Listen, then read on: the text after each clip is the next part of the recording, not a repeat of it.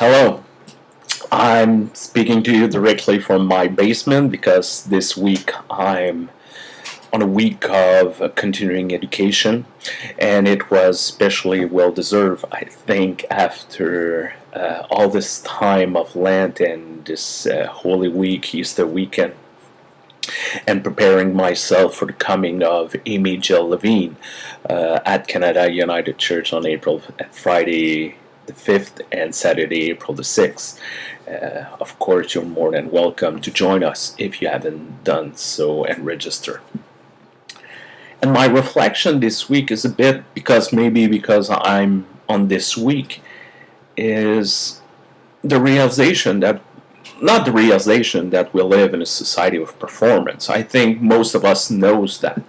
We've been promised in my youth, people were talking that we were going to a society of leisure, that where people will have time and the working place will be restructured. But that did not happen. We're in a society of performance on average, people working harder, longer, more hours, more weeks, longer during the lifetime. It seems to be the opposite of what we have been promised.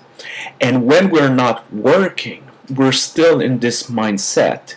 I don't know about you, but I hear many stories about parents on parental leave that have to work out the schedule during this leave with their children, about people who are with their smartphone every time.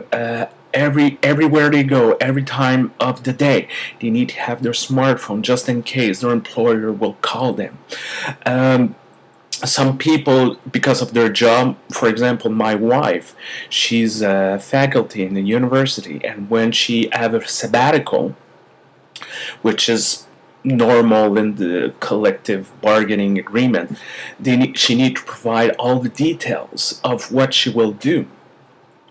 It's the same everywhere. It's the same everywhere. And maybe that's one of the problems with this society, and try to convince people to give church a shot.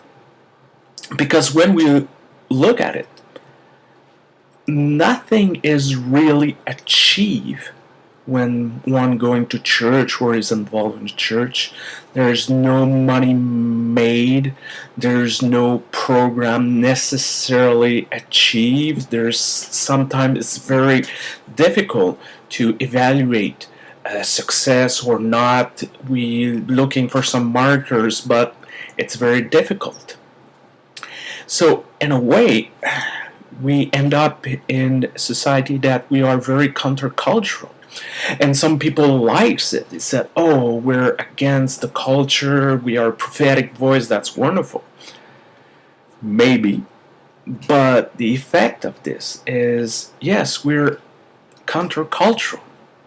That means that people don't see the point necessarily to come on a Sunday morning and to say, well, nothing will be achieved. We will sing, we'll pray, maybe drink coffee and tea after it, and that's it. That's for some, it's the perfect example of wasting time.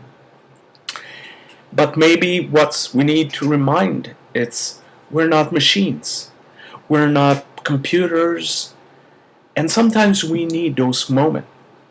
So moments that we need to completely let go. Those moments when we, like kids, need to be bored sometimes, and out of this boredom time, find something new games, new ways, look at something we haven't looked in so many months or years. We need to remind ourselves that church could be a place where we can gather, we can start a discussion, and it leads where it leads. And maybe there's not going to be a policy change or a view change.